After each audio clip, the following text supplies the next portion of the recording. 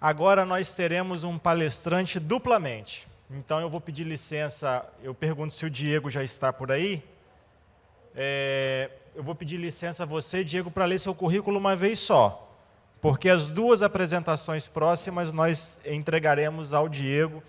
Então, vou fazer a introdução do primeiro tema. Quando ele finalizar esse, abriremos para perguntas, caso ele nos dê esse tempo, e em seguida eu faço a introdução do segundo tema. Primeiro tema é solicitação interna eletrônica.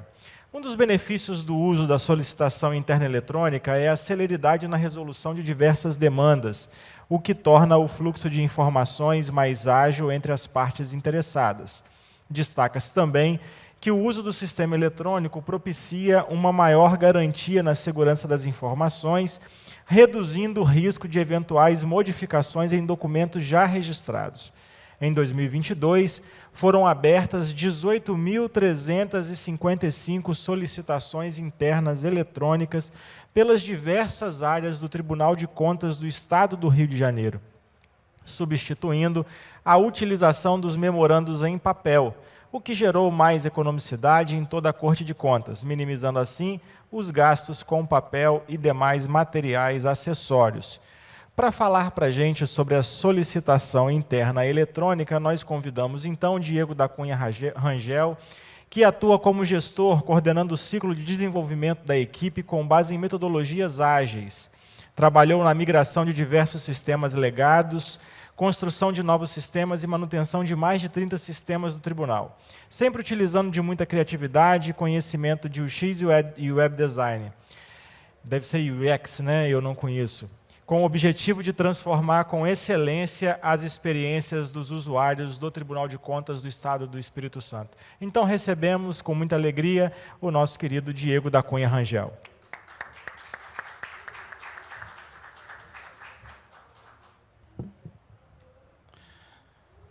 Bom dia, pessoal. Primeiramente, gostaria de agradecer o convite de estar participando desse laboratório de boas práticas aqui, representando o Tribunal de Contas do Estado do Rio de Janeiro. E nessa apresentação nós vamos falar, como foi falado, sobre um sistema que nós desenvolvemos chamado solicitação interna eletrônica. Bom, e aqui eu já disponibilizo um QR Code, caso os senhores queiram acompanhar do dispositivo de vocês essa apresentação, eventualmente possa auxiliar na parte de dúvidas, no final dessa apresentação. Caso aí o pessoal não consiga dar tempo de escanear, no final da apresentação esse QR Code vai estar presente também. E vamos lá, a gente vai falar sobre solicitação interna eletrônica. Bom, antes uma breve apresentação, meu nome é Diego, eu sou arquiteto de software e lá no tribunal eu também atuo, desempenho alguns outros perfis, como o de liderança técnica, gerente de projeto e desenvolvedor. Eu tenho 15 anos de experiência nessa área, com especialidade no desenvolvimento de sistemas web e para dispositivos móveis, nas tecnologias da plataforma .NET e em frameworks de JavaScript. Bom, e para falar do CI, eu vou começar abordando um pouco do histórico, de onde veio a necessidade, qual o problema que ele veio a resolver. Vou falar sobre a equipe necessária que foi para desenvolver esse software e em quanto tempo foi necessário para o desenvolvimento dele. Vou fazer uma demonstração das principais funcionalidades desse sistema. Vou falar sobre a implantação, caso outros tribunais queiram adotar essa ferramenta. Qual é o custo para poder ter essa ferramenta rodando? Quais são as tecnologias envolvidas, como que funciona a arquitetura desse software. Vou falar sobre como foi a adesão no nosso tribunal, como que se deu a linha do tempo até hoje, e sobre alguns resultados que nós obtivemos. Bom, então, lá no início, em 2018, eu entrei no TCE, se eu não me engano, no final de 2017, nós tínhamos um problema muito claro, muito definido, que eram os memorandos físicos que tramitavam pelo tribunal. E o nosso objetivo era acabar com esses memorandos físicos e melhorar de uma forma a acelerar toda a comunicação oficial que tramitava pelos órgãos do tribunal.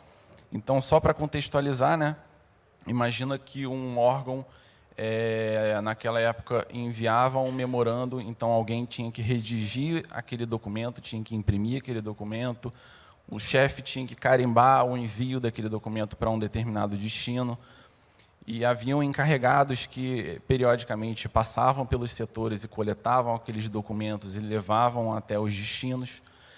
E, uma vez chegando no destino, ele era recepcionado pelo chefe daquele órgão, o chefe tinha que carimbar aquele recebimento, caso aquele memorando tivesse que ter algum tipo de atendimento, algum tipo de providência, ele alocava aquele memorando para a mesa da pessoa que ia tomar algum tipo de providência naquele memorando, e aí já dá para imaginar que o controle disso fica bastante complicado, né?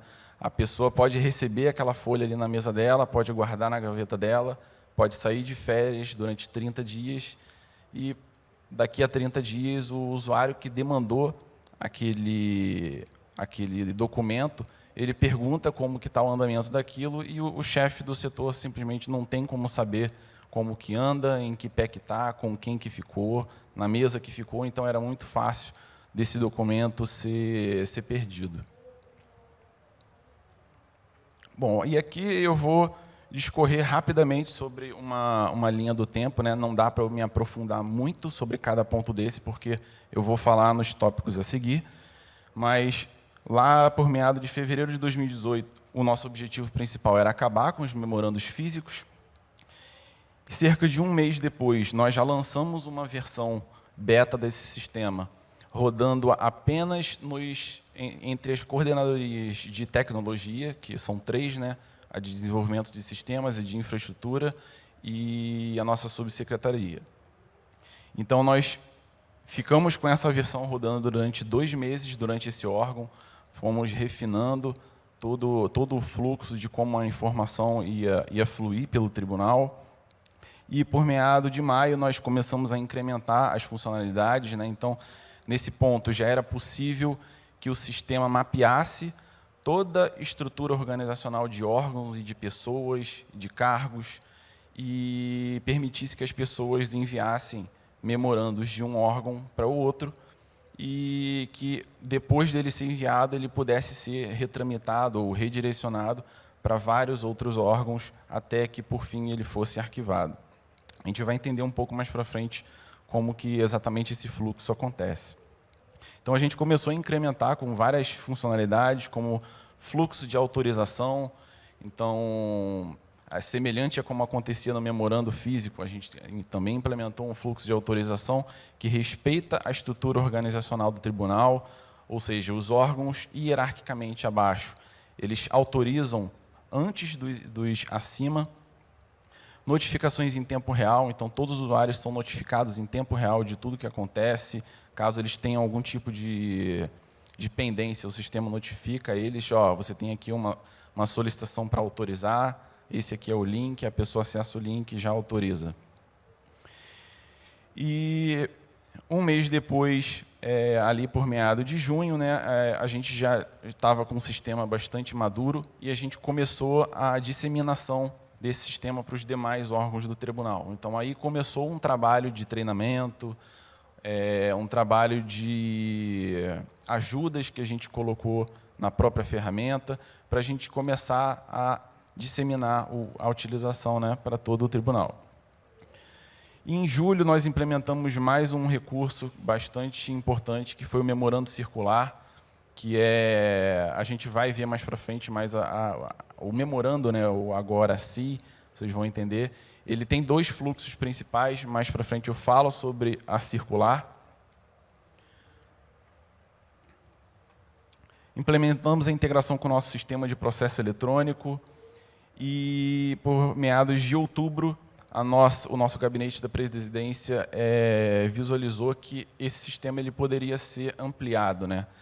E ele poderia absorver uma outra parte do nosso tribunal, que era necessário, que as pessoas tinham que pegar formulários em diferentes lugares para solicitar determinadas operações, do tipo pedir um auxílio, uma mudança no auxílio de educação, uma mudança no auxílio saúde, solicitar, no nosso caso, lá uma solicitação de AQF. Então, eram centenas de formulários que puderam ser abrangidos por essa ferramenta. Alguém aqui já ouviu falar em Google Forms? Então, é bem semelhante ao Google Forms, a gente vai ver mais para frente, vai dar para entender melhor. Então, nesse momento, o memorando eletrônico mudou de nome e ele passou a se chamar Solicitação Interna Eletrônica, porque justamente ele não mais servia para substituir apenas os memorandos, mas ele passou a se tornar um meio oficial para qualquer tipo de solicitação que tramita pelo tribunal. Bom, falando sobre a equipe que foi necessária para desenvolver esse software, né? Temos o Marcelo Louro, que foi o PO do projeto, o Fúvio, que foi o coordenador, e eu, que fui o desenvolvedor desse projeto em todas as suas etapas, né? Incluindo arquitetura, back-end, front-end, banco de dados, experiência de usuário, que é UX, né, que foi comentado. Essa prática já está em produção no nosso tribunal há cerca de 5 anos. E, basicamente, foram 5 ciclos de aproximadamente 1 mês para o desenvolvimento dele. Claro, não foram 5 ciclos seguidos, até porque nós lá damos sustentação a mais de 300 aplicações, não teve como focar 100% do tempo só ao desenvolvimento dessa ferramenta, mas a implementação total durou em torno de 1 ano. Ele é sustentado e é evoluído até hoje, mas esse foi o tempo que levou para a gente ter uma versão bastante madura do projeto. Custo zero, né? Foi desenvolvimento interno, então foi só o meu tempo, sem nenhum tipo de limitação, né? A gente pode ter quantos envios for de solicitações por ano, a gente pode ter quantos anexos a gente quiser anexar nessas solicitações, que a única pendência é infraestrutura, é ter capacidade de armazenamento para isso. E aqui a gente tem a tela principal do sistema. Qualquer usuário do tribunal inteiro tem acesso a essa ferramenta, e essa tela ela funciona como uma espécie de caixa de e-mail.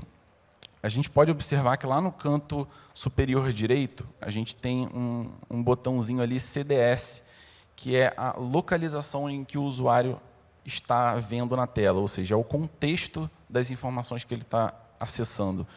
Então, o sistema já automaticamente vai saber entender que a pessoa que está logada ela é lotada em um determinado órgão e vai localizar essa pessoa nesse órgão, mas dependendo do nível de acesso dela, e isso é personalizável, a pessoa pode ter acesso... Obrigada. A pessoa pode ter acesso a múltiplos órgãos, não? Então ela pode a qualquer momento ir ali naquele botão e trocar. Não, agora eu quero ver as informações do órgão SGPRES, eu quero ver as informações do GAP. E, como eu disse, essa tela funciona como uma espécie de caixa de e-mail. Então, as informações que a pessoa vai visualizar aqui vai depender do nível de acesso que ela tem. Se for uma pessoa com cargo de chefia, ela vai visualizar determinadas solicitações que uma pessoa que não exerce essa função consegue visualizar.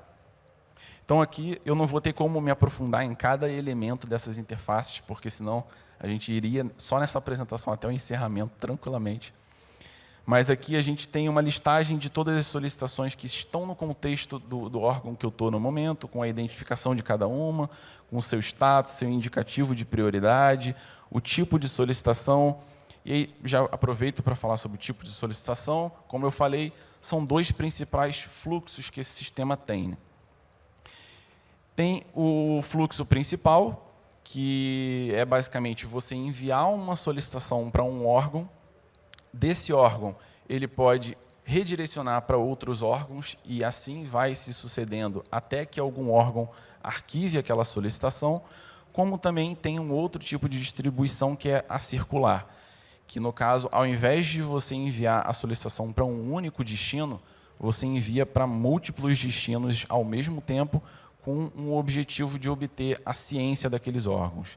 Então, quando todos os órgãos registram a ciência, a CIE é automaticamente arquivada.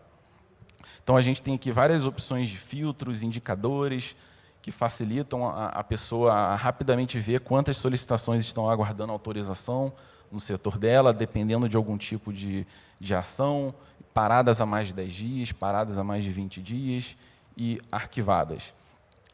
E lá, prosseguindo lá no canto superior direito, a gente tem um botão de nova solicitação, né? Então, como que a gente cria uma solicitação? Então, eu vou demonstrar aqui qual é a forma mais simples de se criar uma solicitação, e qualquer pessoa no tribunal pode fazer isso. A pessoa preenche um assunto do que se trata aquela solicitação que ela está enviando, ela informa qual é o destino, para onde ela quer enviar, e qual é o indicador de prioridade dela.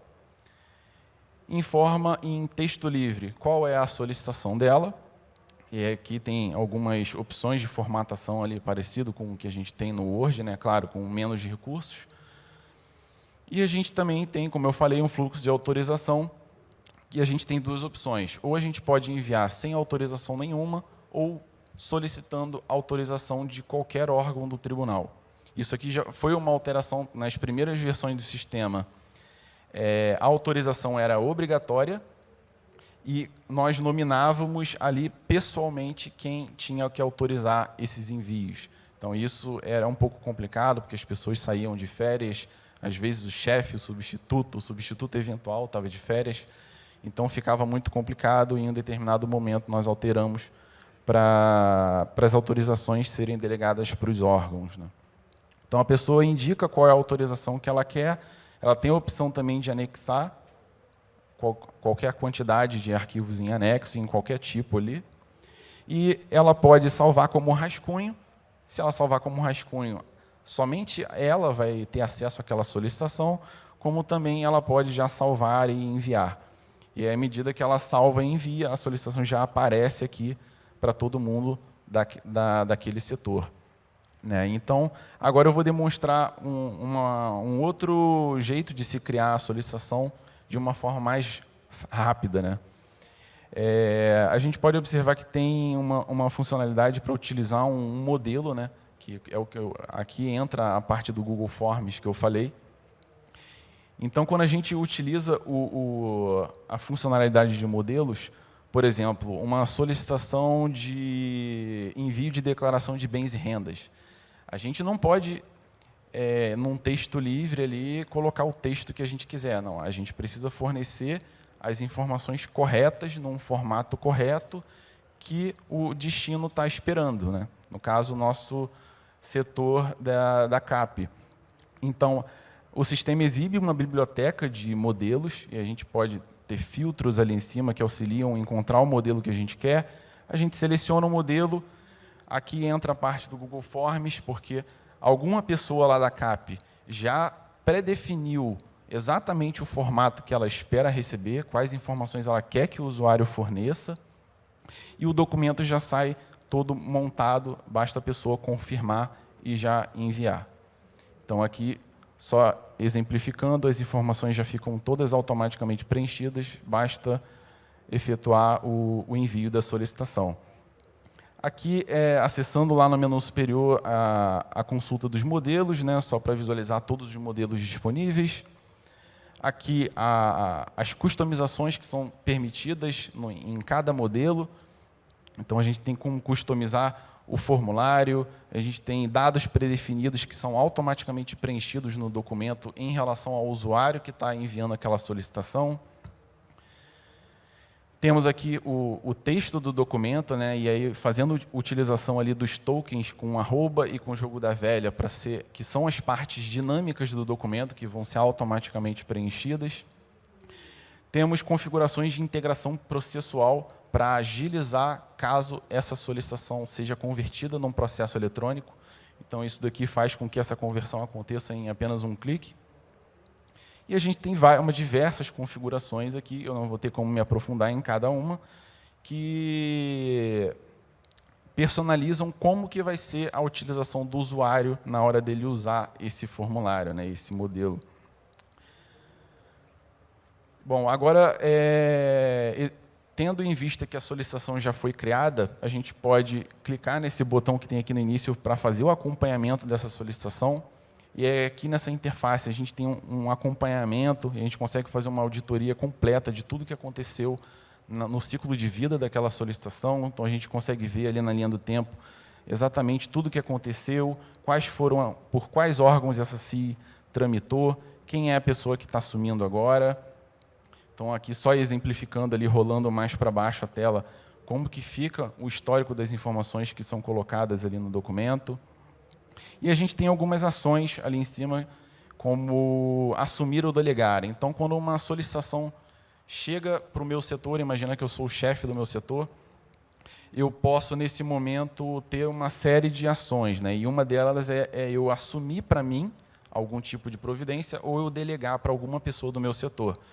Então, eu posso escolher qual é a pessoa do meu setor que eu quero delegar, eu posso adicionar alguma observação nesse momento, eu posso já gerar uma atividade para aquela pessoa na próxima ferramenta que nós vamos ver, que é o Kanban. Já indicando ali, né, uma estimativa de prazo, de tempo, de quando eu espero que aquela atividade seja executada. Temos também uma nova providência, onde a pessoa registra ali algum tipo de providência que ela tomou nessa solicitação, seja do tipo informativa, conclusiva ou interativa. E temos a retramitação, né? O que é a retramitação ou redirecionamento? É você pegar aquela solicitação e redirecionar ela, reenviar ela para um outro órgão do tribunal. E, para isso, basta indicar ali qual vai ser o órgão de destino. A gente pode modificar o indicador de prioridade e a gente também, nesse momento, pode, novamente, solicitar autorizações para isso. E, assim que a pessoa clica em enviar, todos os autorizadores dos órgãos envolvidos são imediatamente notificados e, se todos eles aprovarem, a solicitação é enviada para o destino. Se qualquer um dos órgãos autorizadores rejeitar esse envio, aquela retramitação fica numa situação de rejeitada e ela vai ficar em carga com quem estava com a solicitação para ele fazer algum eventual ajuste e submeter novamente a um reenvio. Aqui a gente tem também uma parte de atendimento, como eu falei, que é aqui que entra a integração com o Kanban, que é a próxima ferramenta, onde a gente pode indicar aqui uma previsão de início e de fim para um atendimento e para qual time a gente quer que essa tarefa seja alocada. E temos a transformação da solicitação em um processo eletrônico. Então, aqui, esses são os campos que eu falei que lá no modelo, se lá a CI for criada através de um modelo que tem essa configuração, esses campos vão ser automaticamente preenchidos e basta a pessoa clicar em confirmar que essa solicitação vai ser convertida num processo eletrônico.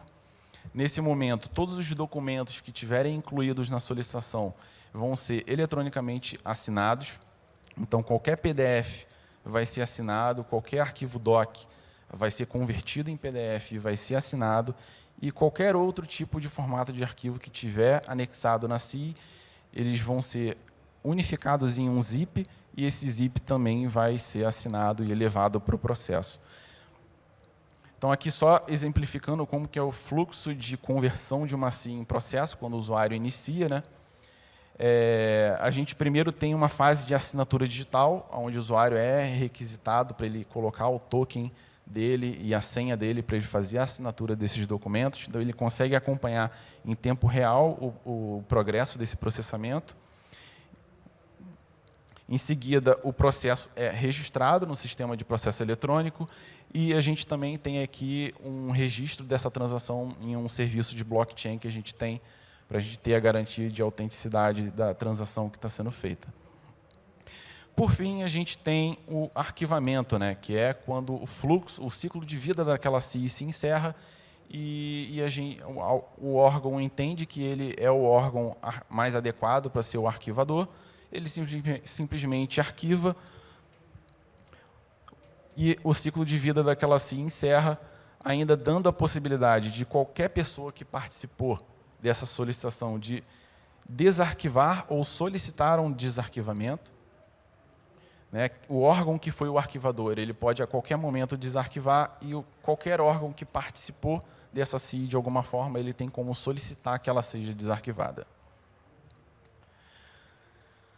Bom, aqui, literalmente, né, por baixo dos panos, falando um pouco sobre a arquitetura desse projeto, nós temos a parte de interface dele construída com Angular. O design system desse projeto foi feito com Bootstrap e SignalR, que são algumas tecnologias. E essas telas elas se comunicam através de um API Gateway com o nosso serviço, que roda em container, na tecnologia de .NET. Então, ali em container, a gente tem um .NET, a gente tem um Redis, a gente tem um RabbitMQ, são serviços que servem para determinadas finalidades. A gente tem uma base de dados em SQL Server. A nossa autenticação utiliza o Identity Server, que é um protocolo global para se fazer a autenticação. Então, ele pode ser facilmente substituído por qualquer outro tipo de serviço que satisfaça o mesmo protocolo. E a nossa observabilidade, a gente usa a Elastic Stack, né, para fazer todo o monitoramento da aplicação, identificar quando algum tipo de incidente acontece de forma proativa. Aqui alguns conhecimentos que foram necessários para o desenvolvimento dessa ferramenta, né, que, como eu falei, é HTML, CSS, JavaScript, banco de dados, microserviços, DDD, Angular, .NET e UX. Então, o principal problema que a gente teve no desenvolvimento dessa ferramenta e na expansão dela para o tribunal foi adequar o fluxo de trabalho para todo o tribunal. Então, fazer com que a ferramenta se adequasse ao fluxo de todos os órgãos ao mesmo tempo foi um desafio, e isso foi um desafio que, felizmente, a gente conseguiu resolver. Então, alguns pontos críticos aqui. Dependência com as bases de dados do processo eletrônico e RH. Né? Isso aqui, esse sistema ele foi feito lá em 2018 e a gente não construiu esse sistema pensando em ele ser 100% independente da infraestrutura do tribunal. Então, ele tem algumas dependências com as nossas bases de dados. E agora, com a intenção de disseminarmos essa ferramenta, nós já estamos trabalhando para isolar essas dependências por meio da implementação de serviços e de message brokers, né, que são serviços de uma forma agnóstica de a gente integrar sistemas. A padronização das solicitações, que foi atingida com a criação da funcionalidade de modelos, e a integração com o processo eletrônico, utilizando a assinatura digital de documentos. Então, fazer a assinatura digital desses documentos, estando numa plataforma web, foi um desafio e a gente conseguiu resolver isso utilizando a tecnologia WPF. E aqui agora alguns resultados. Né? Então, a gente pode observar que ali até 2018 a gente tinha uma média de 1.000 memorandos físicos que tramitavam pelo tribunal. E já em 2018, que foi quando foi implantada a ferramenta, a gente imediatamente já conseguiu zerar a quantidade de memorandos físicos. E em 2019 a gente já teve um aumento, né, do volume de solicitações. Então, a gente já passou por uma fase, um patamar de 1.700, 9.000, 14.000, 18.000, e agora, em 2023, a gente está no meio do ano e esse número já está bem maior do que 18.000 solicitações criadas num ano. Bom, em 3 anos, a gente já havia conseguido economizar cerca de 2 milhões de folhas de papel. E aqui, né, uma contribuição com o meio ambiente, então eu não vou falar cada tópico, mas por aproximação, né, a árvore que geralmente é utilizada para a produção de folhas de papel é a eucalipto, então tomando algumas variáveis como o tamanho da folha, o tamanho e diâmetro das árvores, o distanciamento dessas árvores, a área de metro quadrado que essas árvores ocupam, a gente consegue fazer um cálculo e chegar no número de 24.800 árvores que deixaram de ser cortadas por conta dessa ferramenta em apenas 3 anos. Bom, recomendações para implementação, né? Caso algum tribunal venha a querer adotar essa ferramenta, nós aconselhamos que a execução do sistema seja provisionada em um ambiente de containers. Isso é uma tecnologia que permite que o software seja executado com uma alta disponibilidade, né? Ou seja, o software seja resiliente, caso ele tenha algum tipo de problema, automaticamente ele seja recuperado. Caso o volume de demanda daquele sistema seja aumentado em algum período, o software automaticamente seja escalado para suportar aquela demanda, assim como também o contrário, caso a utilização diminua, que o número de instâncias da aplicação também diminua para utilizar menos recursos de infraestrutura. E, por fim, em caso de integração com sistemas como RH e processo eletrônico, será necessária a implementação do contrato dos serviços. E aqui, o que eu quero dizer com isso? Esse sistema ele tem a integração mais forte com o processo eletrônico e com o nosso RH, né? Então, se eu fosse explicar isso de uma forma técnica, imagino que seria bastante complicado do pessoal entender, então eu vou tentar fazer uma analogia. Então, imagina que a gente tem o CI de um lado e a gente tem um processo eletrônico do outro. Esses sistemas, para se comunicar, imagina que eles têm uma tomada, cada um. E uma tomada tem um padrão americano e uma outra tomada tem um padrão europeu. Então, como é que a gente faz esses dois sistemas se comunicarem? Através de um adaptador. Então, esse adaptador ele tem ali um contrato, uma especificação de entrada e saída de cada informação. Então,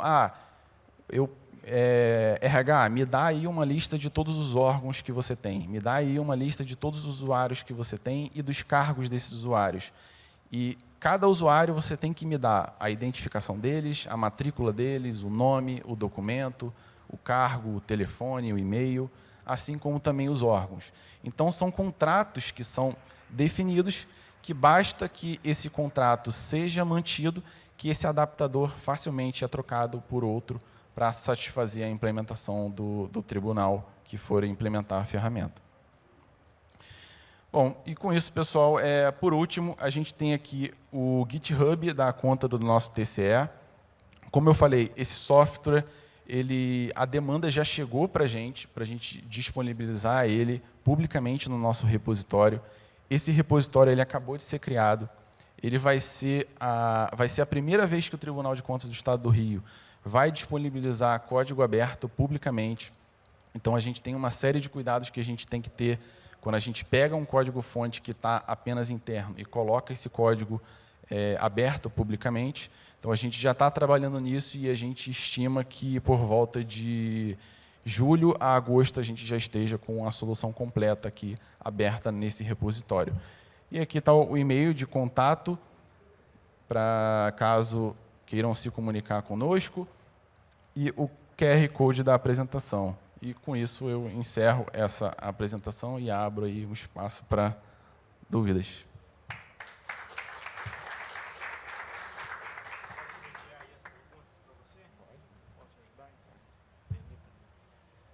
Perguntas, amigos?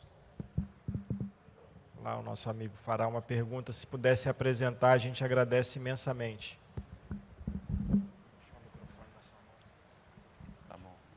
Lázaro, Tribunal de Contas de Mato Grosso. No seu mecanismo ali, eu verifiquei que iniciou, né, como se fosse apenas para uma substituição de comunicação interna. Ele serve para o processo de aquisições, de licitação, para transformar uma requisição, um pedido, num processo definitivo de licitação, com participação da comissão, homologação, adjudicação e tudo mais?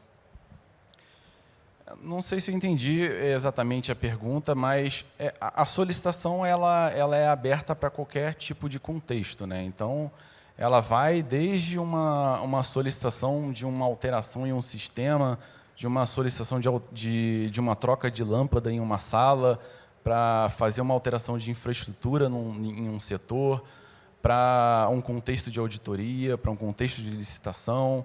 Então, seja lá qual for o contexto, o sistema atende, e uma vez que a solicitação seja atendida e o órgão que está com carga da solicitação entende que aquela demanda já tenha sido atendida, ela tenha a possibilidade de fazer o arquivamento daquela solicitação, ou é uma opção, né, fazer a conversão daquela solicitação em um processo eletrônico.